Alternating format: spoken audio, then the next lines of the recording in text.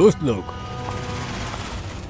आज के शुभ अवसर पे भले ही चीफ गेस्ट हम बानी, बाकी हम सब जाने नहीं कि ये मुकाम तक पहुंचे खातिर खाली और खाली एक ही व्यक्ति जिम्मेदार रहा, और वो बानी डॉक्टर रेणु जी, सुनील जी के पत्नी रेणु जी। ये हॉस्पिटल के 10 साल पूरा होकर के शुभ अवसर पे हमके आमंत्रित करे खातिर जब रेणु जी फोन कैनी तो हम उनसे यही कहनी, ये चुनाव प्रचार तो होती रही, बाकी आज के शुभ अवसर पे इनके शुभकामना देवे खातिर हमके आवे के ही रहा, और हम आ गए। और हम डॉक्टर रेणु के विनती करब वो आके अपन हाथ से दिया जलावे, और हमने यह प्रार्थना करब कि रेणु जी और सुदीप जी ऐसे ही हमेशा लोगन के सेवा करते रहे, और ये हॉस्पिटल के नाम यह तरह रोशन होकर रहे।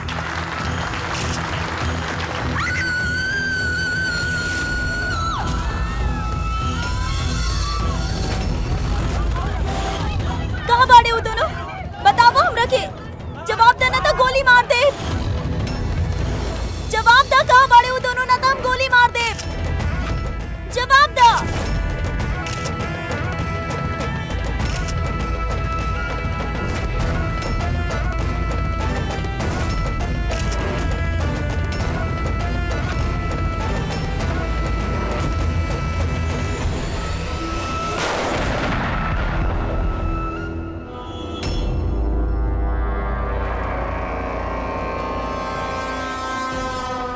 सर आप ठीक बनी सर? या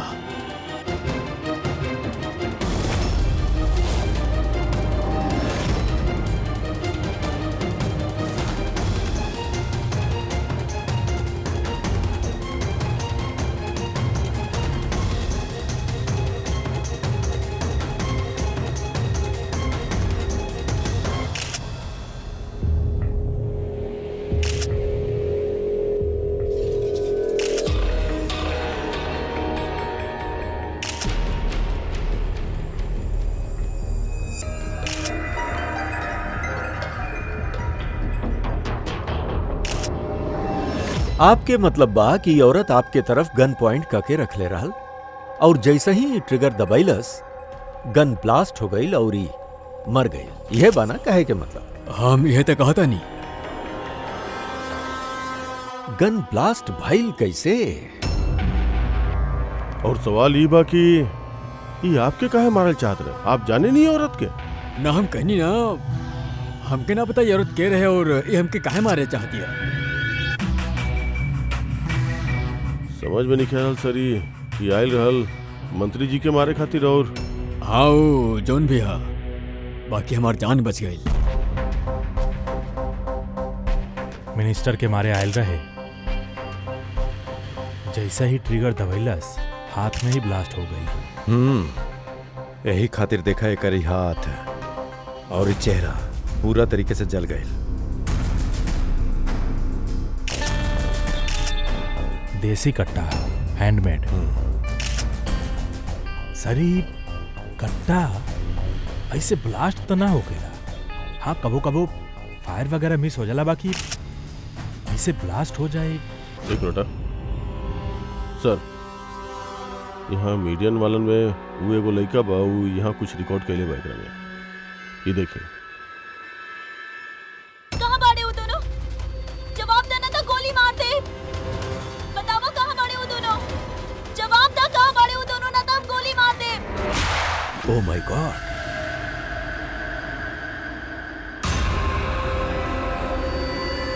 कौन दोनों के बात कर रहल बड़ी? हमके का मालूम, हम आपसे बताइए ना कि हमें के जानत भी ना रहनी। हमके पता बा ई कौन लोगन के बात करत रहे। ये औरत पिछला 2 महीना से हमने के परेशान करत रहल, आए दिन यहाँ पर आके तमाशा कर देत रहल बिना कोनो बात के। कहाँ बाड़ी तुहारू नर्स? कहाँ बाड़ी हो? जेकर माथा पर यहाँ पर मस्सा बा, बतावा हमकी कहाँ बाड़ी हो? और तुहारू डॉक्टर आनंद, पूछो ओकरा से, पूछो हम यहाँ एडमिट भइल रहनी कि ना 20 मार्च के। मैम आप दोबारा यहाँ पे कहा तमाशा करता नहीं। देखिए हमने आपसे पहले भी कह चुकल बानी कि यहाँ पर ऐसा कोनो नर्स काम ना करेले और ना ही कोनो डॉक्टर आनंद यहाँ पर काम करेले। आपकी डिलीवरी यहाँ पर ना भइल रहे। हम कितना बार समझाएं आपके। तू समझेबा हमरा के? हाँ, तू समझेबा हमके?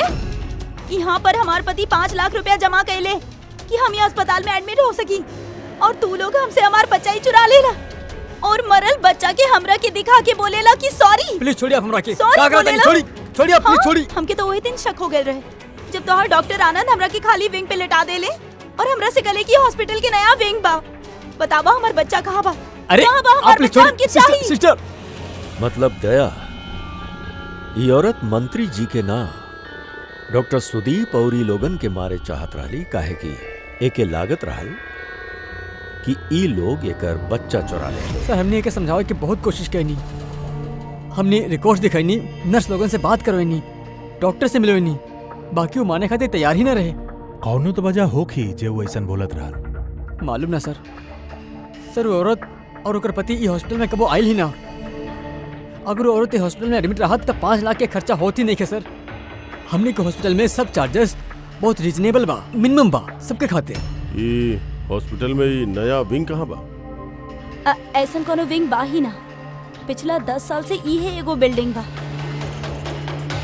कमाल है, इतना सब गलत फहमी कैसे हो सकेला केहू के? हम इनका से कई बार कहले रहनी जाके पुलिस स्टेशन में कंप्लेन लिखवा दा, बाकी ये कहले कि रहे दा। का पता रहल कि औरत इतना बड़ बखेड़ा खड़ा करी। अगर ये औरत यहाँ पे खाली अपन बच्चा खातिर आयल रहे त फिर वो दोनों कहाँ बाड़े, काहे पूछत रहे? ये दूसर का के है? का फर्क पड़ेगा? अच्छा बना ये कोनो पॉलिटिकल कॉन्स्पिरेशन नहीं खे। आप लोगों के काम आसान हो गई। काम आसान नहीं खे भैल मंत्री जी, काम अब मुश्किल हो गई बा।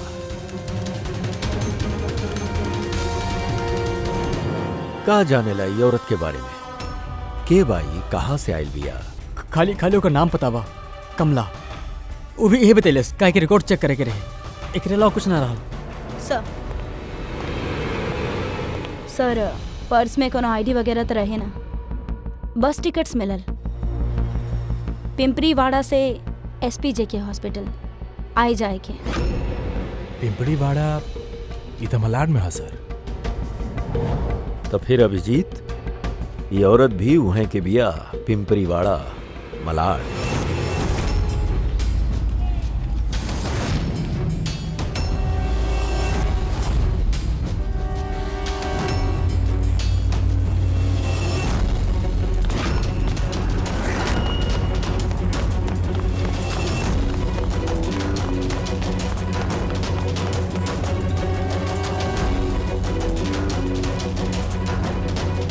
के बाड़ा तू लोग? कमला के काहे पूछा ताड़ा?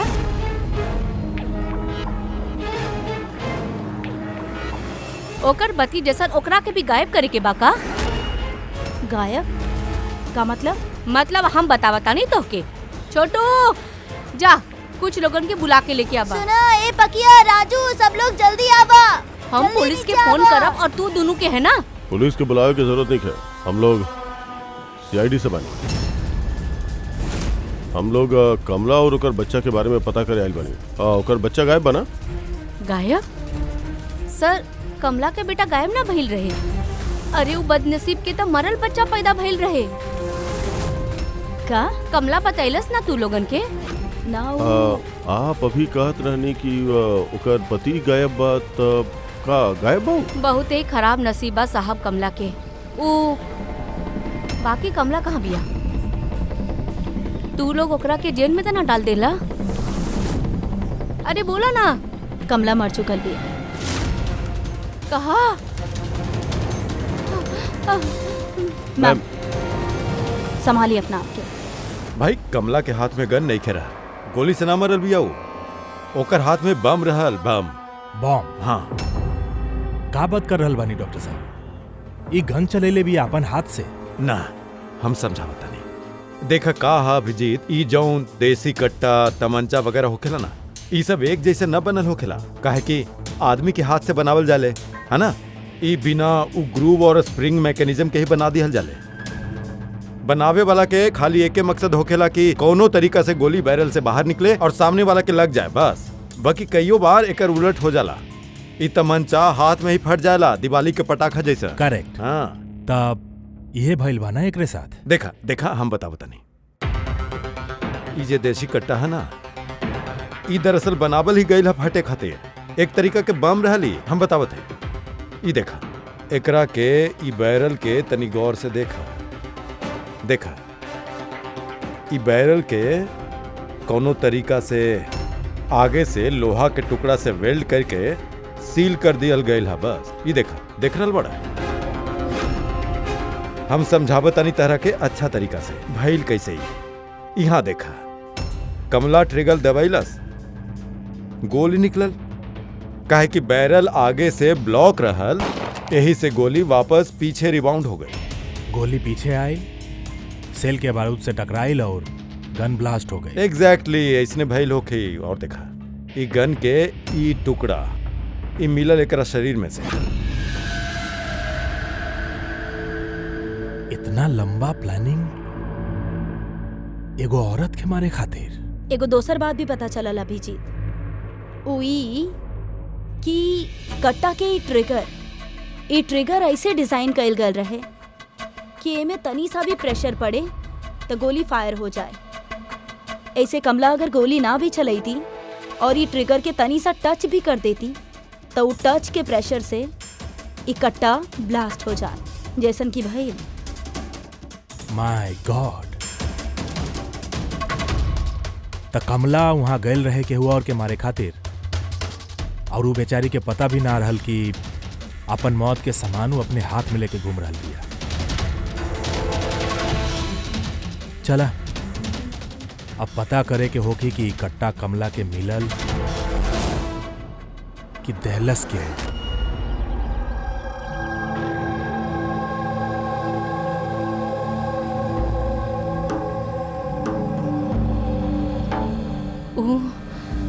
कमला जब 3 महीना पेट से रहली तब यहाँ रहे आयल रहे विराज के साथे।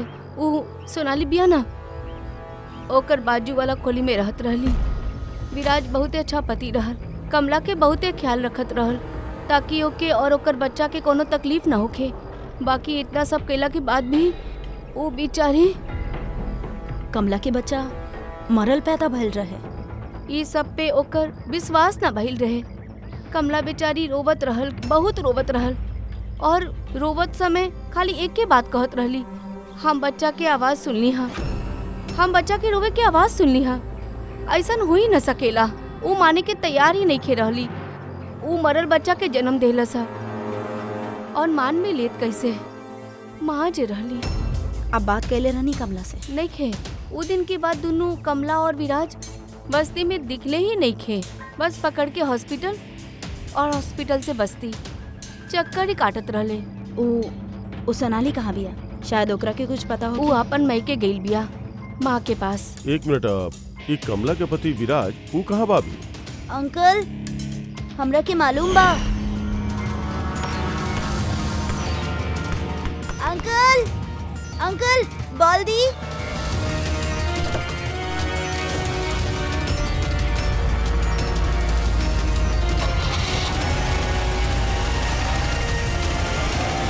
गाड़ी के नंबर देख ले रहनी आप, बट नंबर प्लेट तो रही ही ना।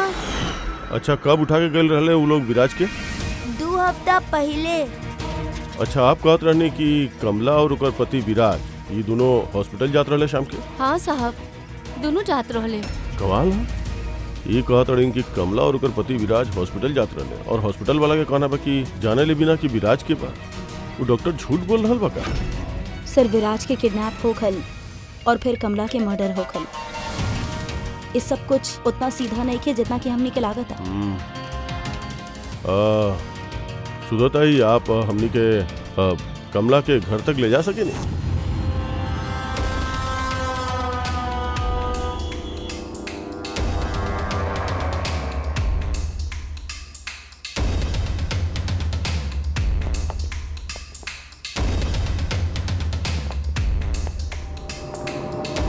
का लागत रहल तोरा के? बच के निकल जाए हमसे हैं? चला उठा, चला। ए, कहाँ भाग रहा है? ए, रुक, रुका। कहाँ जा रहल बाड़े?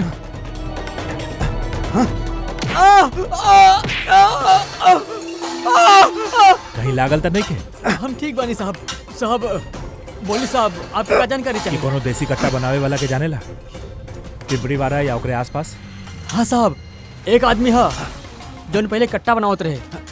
बाकी पता ना सर अब बनावेला के ना, कहा कि काफी टाइम हो गइल बा। बाकी अभी भी सर रहेला ओहिजा ही सर। अमृत भाई नाम बा ओकर सर। अमृत भाई? जी। एड्रेस मालूम है ओकर? हाँ सर, पिंपरीवाड़ा के दूसरी गली में तीसरा नंबर गाला होकर, पब्लिक टॉयलेट के सामने से।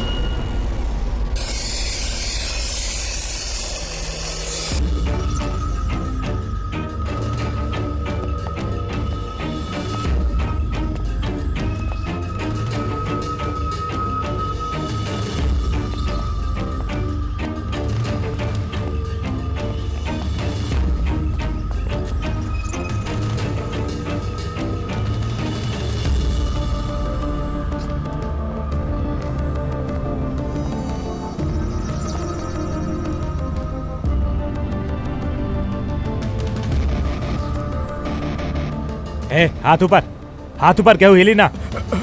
Hands up. अमृत क्या तोरा में से? हम बानी साहब। तू अमृत बाड़ा है? साहब हम के मरिया ना, हम कुछ ना कहनी साहब। हम काम वर्षों पहले छोड़ देनी, हम कुछ भी ना कहनी। का बोल तू? तू काम बरसों पहले छोड़ चुकल है? हाँ साहब। कौन काम? वो कट्टा बनावे वाला? हाँ साहब। साहब हम वर्षों पहले बंदूक बना के बेचत रहनी। बाकी एक बार दंगा में जब हमार बच्चा मारल गए तो समझ में आयल के हमार बनावल बंदूक से न जाने कितना मासूम मारल गए होके। तब से उस सब काम छोड़ देनी साहब। सच बोल रहा है? अपन बच्चन के कसम खा के कहा तानी साहब। तई ये औरत आयल रही यहाँ पे?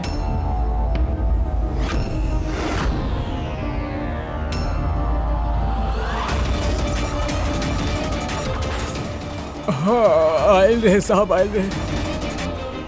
का करे आयल रहे? कट्टा खरीदे खातिर। और हमें के कट्टा ना देनी। हम अपन बच्चन की कसम खा के कहा था नहीं कि हम कट्टा ना देनी साहब। अच्छा सर, ये बात तो यहाँ पे आके अटक गई। हाँ यार, अगर कमला के ही कट्टा ना देलस तो कट्टा मिलल कहाँ से ओकरा के? ई हा कमला के खोली। ठीक बा, एगो रिक्वेस्ट बा आपसे। जब भी सोनाली अपन माँ के घर से वापस आ जाए, आप ओकरा के हमने के पास ले आए। शायद कमला के बारे में ओकरा कुछ पता हो। हाँ, लेके आई। Thank you. Thank you.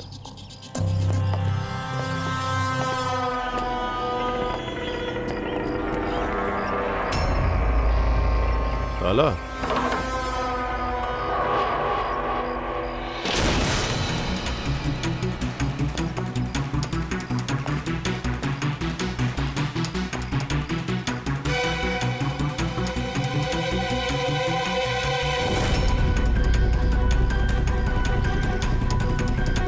कितना प्यार से वो एक एक सामान अपन होके वाला बच्चा खातिर इकट्ठा कैली सर। ओकरा लागत रहे कि ओकर बच्चा जिंदा बा और डॉक्टर ओकरा से झूठ बोले रहे।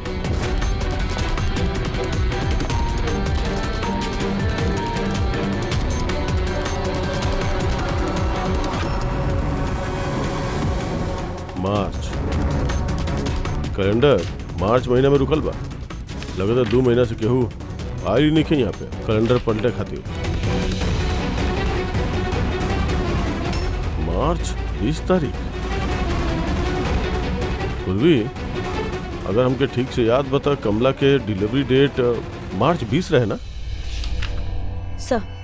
सर ये देखिए। हाँ?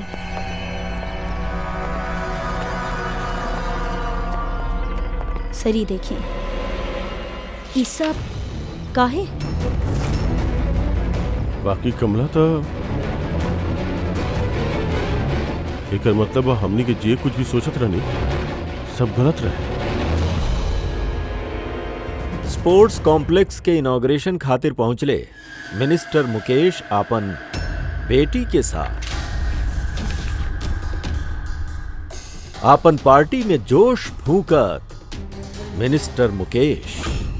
सर अब तक हमने के लागत रहे कि कमला डॉक्टर सुदीप के मारे चाहत रहे, काहे कि ओकरा के लागल कि डॉक्टर सुदीप ओकर बच्चा चुरेले बाड़े और ओकरा से झूठ कहले कि ओकर मरल बच्चा पैदा भइल बा। बाकी सर ये फाइल तो पूरा केस पलट के रख दिला सर। हमनी सोचत रहनी कमला डॉक्टर सुदीप के मारे चाहत रहा, जबकि कमला मारे चाहत रहली मिनिस्टर मुकेश के। समझला? मतलब सर ये कमला के बच्चा, एसपीजे के हॉस्पिटल और मिनिस्टर मुकेश, इनकर आपस में कोनो न कोनो कनेक्शन बा। तब तो ये पहले पता करे के पड़ी कि सर कमला के डिलीवरी कौन हॉस्पिटल में भइल रहे और बच्चा जिंदा भी बा कि ना। और कमला एक्चुअली मारे केकरा के चाहत रहे, डॉक्टर के कि मिनिस्टर के। और फिर ई भी कि कमला के कौन उ गन देहलस, उ कट्टा। सर उ हमार खबरी लागल बाड़े पता लगावे में कि कमला के उ कट्टा के देले रहा। सर एगो और चीज पता करे के है सर, ई कमला के पति विराज के किडनैप के कैलास। सर कहीं ऐसा तो नहीं कि ओकरा कुछ पता चल गया रहे कोनो राज के बाद। हो सकेला। एगो काम कइल जाओ, विराज के तस्वीर पूरा शहर में सर्कुलेट करा और अभिजीत तू जाके मंत्री जी मुकेश से मिला। आप लोगन के एक के बाद कितना बार समझाओ कि होके ऑफिसर, हमें औरत के अपन जिंदगी में पहले कबो ना देखनी और का लेना देना हो सकेला ओकरे साथ हमारा। आप लोग समझे की कोशिश काहे ना करत तानी।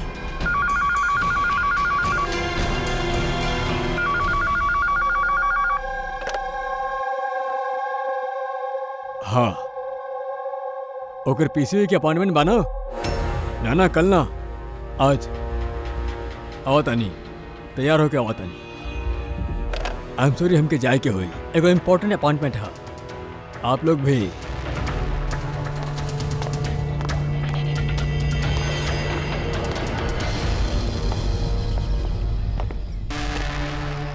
पीसीवी, ये पीसीवी ये बोलत रहे फोन पे मिनिस्टर साहब। हाँ सर, वो उनके पार्टी के कुछ होके पॉलिटिकल चाहे पता ना कन्वेंशन। हमने पढ़ले बानी पीसीवी। पीसीवी ये न्यूमोकोकल कंजकेट वैक्सीन, न्यूबॉर्न बेबी के ही वैक्सीन दिया जाले। न्यूबॉर्न बेबी मतलब मंत्री के बेटी भाई? ना ना, मंत्री जी के नहीं के, मंत्री जी के बेटी के। हम हाल ही में पढ़ले रहनी उनकर बेटी के डिलीवरी भइला।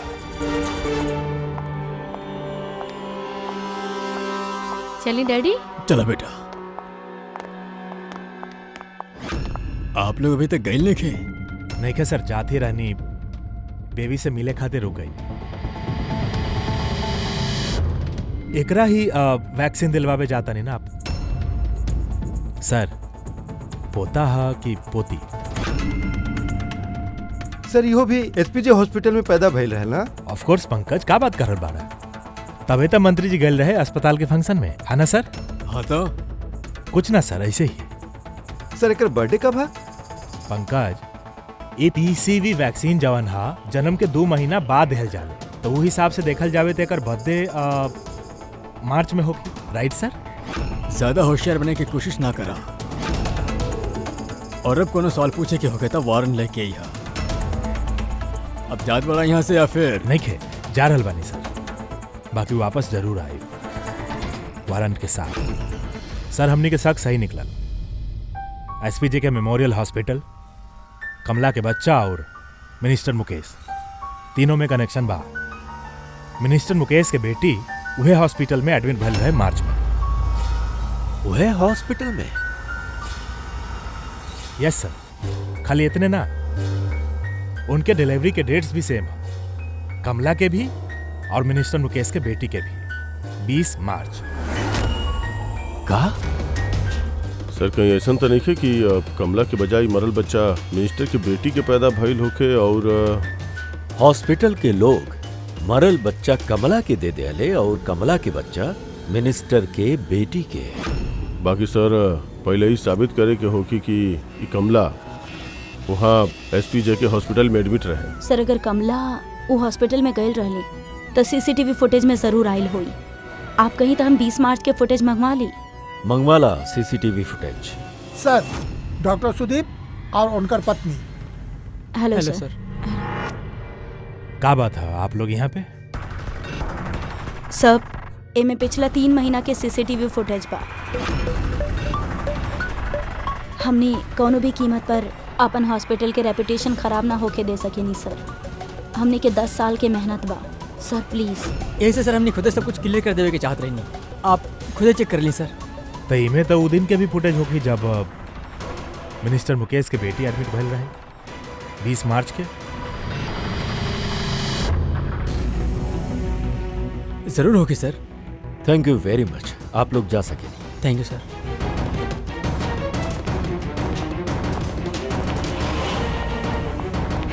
अगर ये लोग कुछ कले नहीं खन सर तब हमने कई फुटेज देवे खातिर इतना उतावला काहे रहले? हाँ सर, बार बार कहत रहले फुटेज चेक कर ली, फुटेज चेक कर ली। हाँ, फुटेज तो हमने देखल ही जाई। फ्रेडी, ये फुटेज के एक एक फ्रेम चेक करा, एक एक फ्रेम। जी सर। पूर्वी, न्यूज़पेपर में जितना भी आर्टिकल बाना अच्छा तरह से चेक करा। देखा कुछ न कुछ तो जरूर छिपल बाओ में, ना तो कमला ये आर्टिकल इतना संभाल के न रखती।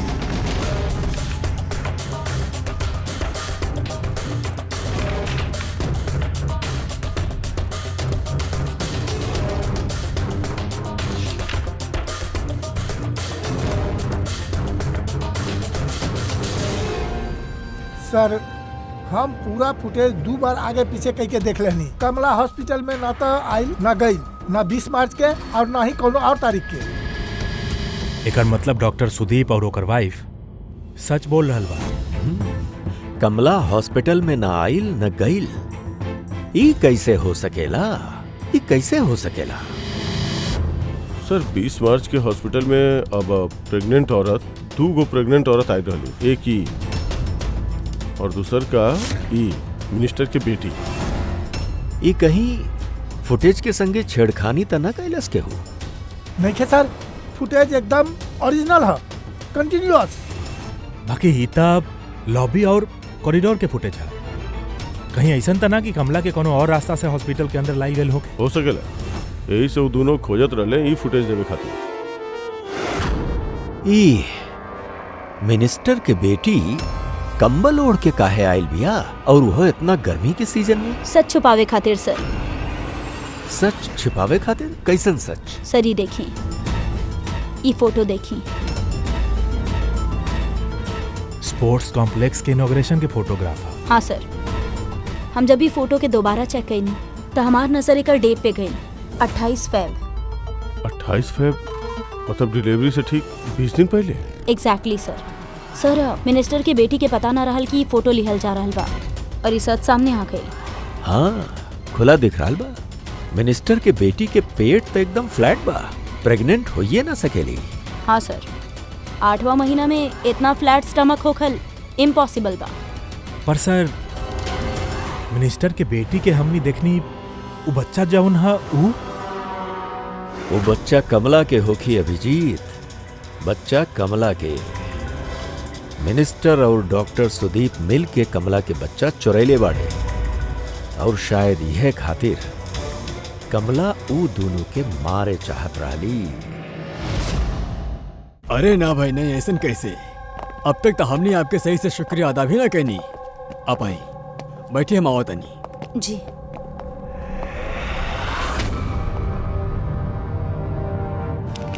आप फिर से? सर, आप वारंट मांग ले रहनी ना सर, इली। एगो बात बताई मिनिस्टर साहब, जब आपके बेटी मार्च महीना में प्रेग्नेंट रहल ही नहीं की, तब 20 मार्च के वो डिलीवरी कैसे गई? डॉक्टर साहब, आप लोगन के तो अवार्ड मिले के चाहिए। ऐसा चमत्कार कैसे कर लेवेले अपन हॉस्पिटल में आप लोग हैं? अब आप लोग सच बताइबा कि हम सर इनका प्लीज सब सच सच बता दी, वरना ये हमने के हॉस्पिटल के रेपुटेशन सब बर्बाद कर दी है। प्लीज सर। देखियो बच्चा हमारी बेटी के ही है, बाकी हमारी बेटी बच्चा के माँ नहीं की हैं? एकर का मतलब? देखिए कोनो मेडिकल कॉम्प्लिकेशन की वजह से मिनिस्टर सर के बेटी नेचुरल तरीका से मां नहीं के बन पा रहा बिया, ऐसे दूसरा औरत की हेल्प लेनी। मतलब सरोगेट मदर? जी हाँ, बाकी हमने सब कुछ लीगली कहले बानी, कोनो भी गलत काम ना कहले बानी। तो फिर ये बात आप लोगों के पहले बता देवे के चाहत रहे, ये छिपावे के जरूरत का रहल? कहे कि आप लोग पॉलिटिक्स ना समझेले। अगर ये बात के पता ऑपोजिशन के लग जात तो ऑपोजिशन हर गलत तरीका से ये बात हमारा खिलाफ इस्तेमाल करत। ऐसे हमने ये बात अब तक सीक्रेट रख ले रहनी, बाकी अब चाहे तो हमने आपके डीएनए टेस्ट के सैंपल दे सके, नहीं आप खुद जाके ओकरा के ना डीएनए टेस्ट के कोनो जरूरत नहीं की। Mansi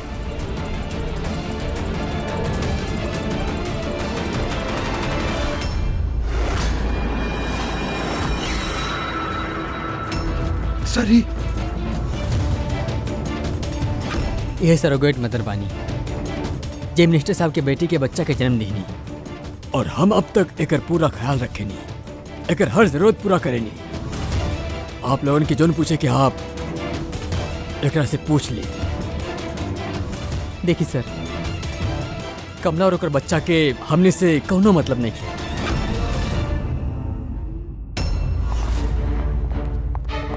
sir I.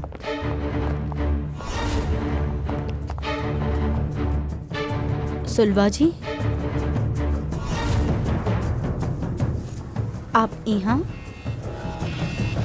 आप कहले रहनी ना सोनाली जब भी आए ओके यहाँ लेके आई, ये बिया सोनाली। आप बता सके नहीं कि कमला के वो गन के दे ले रहे?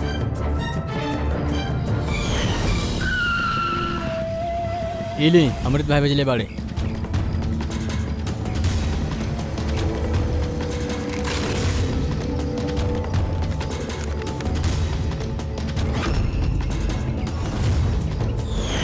हमरा के तो बहुत डर लागत रहे साहब। हम कहनी कमला से कि गुस्सा में आके तू कुछ उल्टा सुल्टा मत करिहा, और वो भी कहली कि हम ऐसा कुछो ना करब। ई गन तो खाली उनका डरावे खातिर बा बस। हमरा के तो बहुत डर लागल साहब, फिर भी।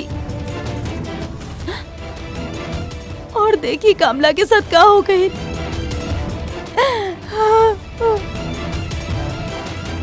संभालिए अपना आप को।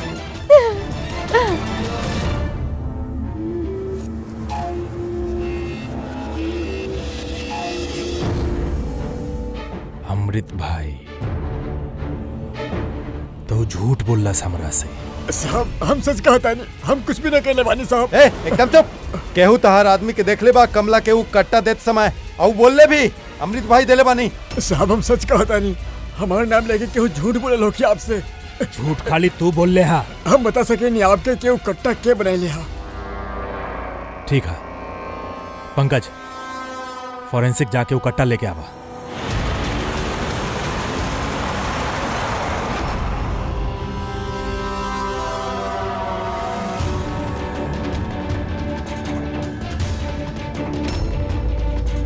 का सुंग रहल बड़ा? साहब कट्टा बनावे वाला कारीगर के तेल के आपन पसंद होखेले। उ जौन बंदूक में लगावेले, केहू राई के तेल लगावेला त केहू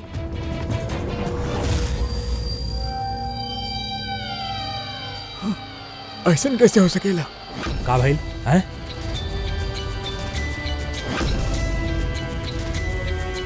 अरे का भाई बोलना। साहब ई त हमार बनावल कट्टा हैं? साहब, लेकिन हमारे यकीन करी, हम औरत के कट्टा ना देले रहनी। हम एक कट्टा के दूसरे कट्टा के साथ कपड़ा से बांध के अलमारी में रख देले रहनी। और साहब, और हम अलमारी में ताला भी लगा देले रहनी साहब। तई कट्टा ताला तोड़ के अपने आप बाहर आ गई। ये तो समझ में नहीं आ रहा बा साहब। तू ना दहला था के दहलास हैं?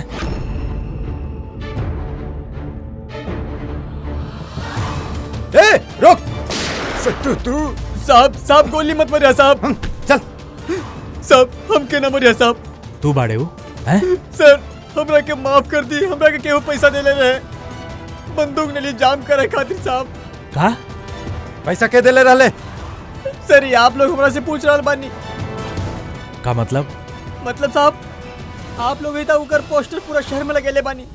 पोस्टर हमनी क्या कर? विराज के वह कहता पोस्टर पूरा शहर में लागल है साहब।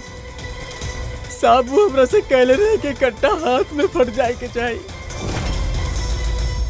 मतलब इस सब के पीछे ही विराज के ही हाथ है। हाँ अभिजीत ही वह जरूर। सर ये हमार पति बा, हमार पति बा, हमार पति बा, हमार पति बा, हमार पति बाड़े, हमार पति बा। अरे सर ये हमार पति बाड़े। एक मिनट का हो रहा है भाई?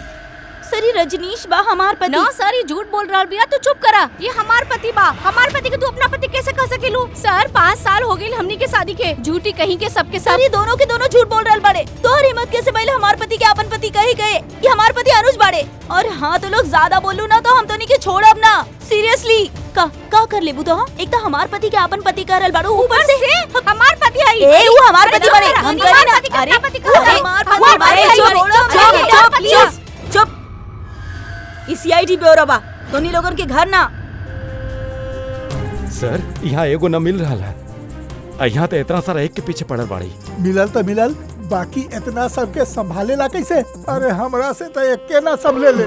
17 औरत बाड़ी सर। इस सबके पति के नाम अलग अलग बा, बाकी आदमी एक गो बा, ये विराज। Clear story.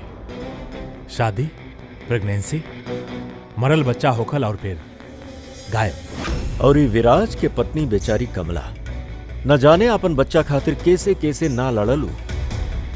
ओके का पता ओकर पति ही विराज ही ये पूरा रैकेट में शामिल बा। बाकी सर ये रैकेट का है? न्यू बॉर्न बेबीज के ट्रैफिकिंग, नवजात बालकन के ट्रैफिकिंग, फ्रेडी नया नया बच्चा जन्मल उनके बेचल जाला, खरीदल जाला ऊ लोगन के जेकरा के बच्चा ना होखेला, ऊंचा दाम। ये सारा गेम विराज अकेला तो ना कर सकेला सर। केहू तो एकरे ऊपर बा जवन ई सारा खेल खेल रहा बा।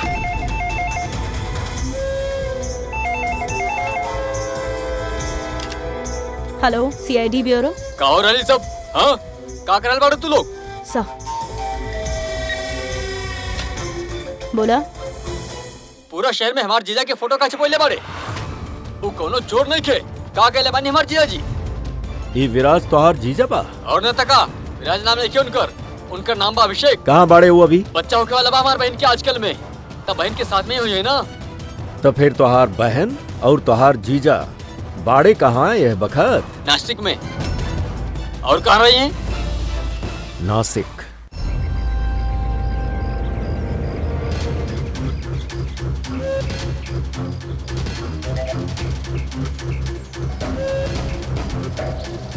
बस पहुंचे ही वाला बानी।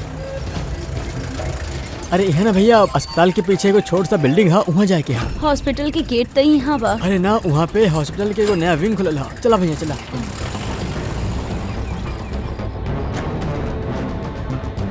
संभाल के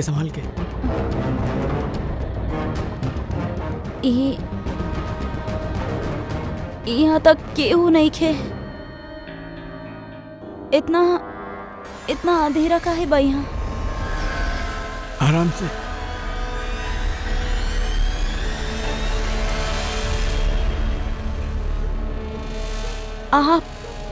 आप हमरा के सीधा ऑपरेशन थिएटर में काहे ले आईनी? अरे डॉक्टर पहचान के बारे, तू घबरावा ना। बतावा हमके कहाँ बाऊ? तोहारू डॉक्टर आनंद कहाँ बाड़ी? तोहारू नर्स जेकर माथा पर यहाँ पर मस्सा बा। हेलो, हम डॉक्टर आनंद। यहाँ इतना अंधेरा का है बा और केहू बा भी ना यहाँ? एक्चुअली नया विंग है, अब यहाँ के काम चल रहा बा। तू चिंता ना करा, डॉक्टर आनंद एकदम एक्सपर्ट बाड़े। देखा तो एगो छोट सा प्यारा सा नन्हा सा बच्चा के जन्म देबू और वो बच्चा तू बाहर बेच देबा और कृपा से कहबा कि वो मरल बच्चा के जन्म देहली काहे बाना विराज का तो के विराज कहीं या कि अनुज या पीटर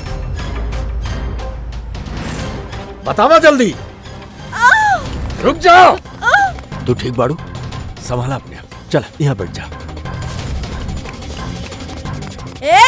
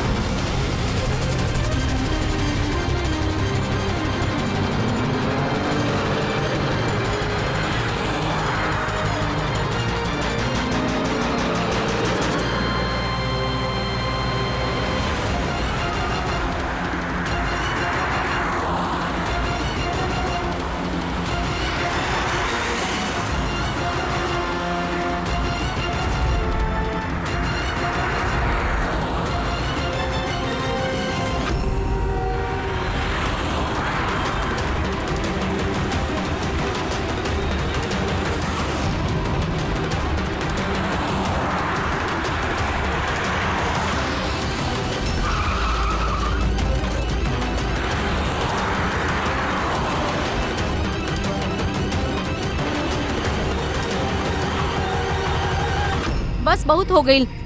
हमके अभी सब ना करे के बा। ना चाहिए पैसा हमरा के।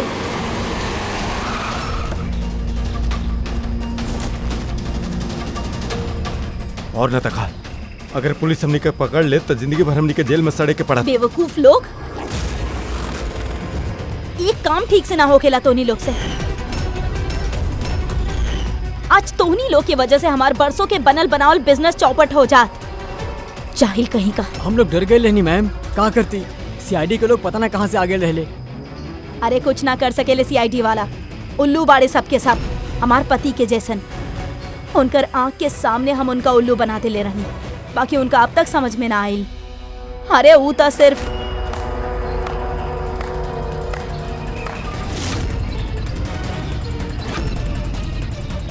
तेनू तू ये सब कहलू। अरे रे कहाँ भाग रहल बाड़ू? बस बस बस चला चला।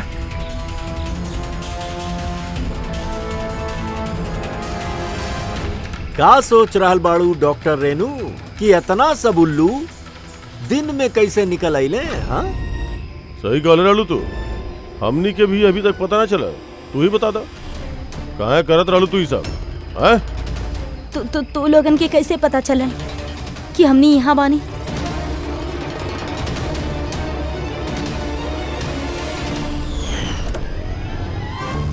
अरे पंकज बाहर आ जा यार, हम तोरा डिक्की से निकाला भूल गए। भूल गया। हमारा हालत खराब हो गई। पूरा पसीना पसीना हो गई। जब हॉस्पिटल में नया विंग की तरफ विराज कृपा के लेके जात रहे तब हमनी बाहर ही काला गाड़ी देखले रहनी जोरा पे नंबर ना लगल रहे। हम लोग वही वक्त समझ गए रहनी कि वही गाड़ी है जोना में विराज के किडनैप करके ले जाए गेल रहे। बस फिर हम काला गाड़ी के डिक्की पे छिप के बैठ गए नहीं और अपन लोकेशन अपन टीम के भेजत रहनी। और फिर हमनी तू तीनों के भी वहां से भागे देली। पता रहे हमनी के कि भाग भाग के कहाँ जाइबा? वही के पास जाइबा ना जौन इस सब के पीछे बा। काहे कहलू तू ये सब? पैसा खातिर। पैसा के खातिर रेनू? काहे? तोहरा वजह से, तोहार बेकार के उसूल के वजह से हमके अमीर बने के रहल, पैसा कमाई के रहल। सोच ले रहनी कि हॉस्पिटल के जरिए अपन सपना पूरा करब, बाकी तू बेवकूफी करके अच्छा खासा प्राइवेट हॉस्पिटल के सरकारी हॉस्पिटल बना देले रहला। इतना सस्ता में ट्रीटमेंट करत रहला लोगन के। ई का कहलू तू रेनू? आपन जिंदगी संवारे खातिर न जाने कितना लोगन के जिंदगी के साथ खिलवाड़ कैलू तू। हाँ तू तो एगो औरत बाड़ू ना, फिर इतना सब महतारी के गोद से उनकर बच्चा छीन के उनके दुनिया के सबसे बड़ दुख दे कैसे सकेलू तू? आखिर एगो माँ ही तोरा के मात दे देलस। तू कमला के मार तो देलू, बाकी वो मरे से पहले हमनी के तोरा तक पहुंचे के रास्ता बता देलस। आज के बाद कोनो बिजनेस ना और कोनो भी माँ अपन बच्चा खातिर रोई ना।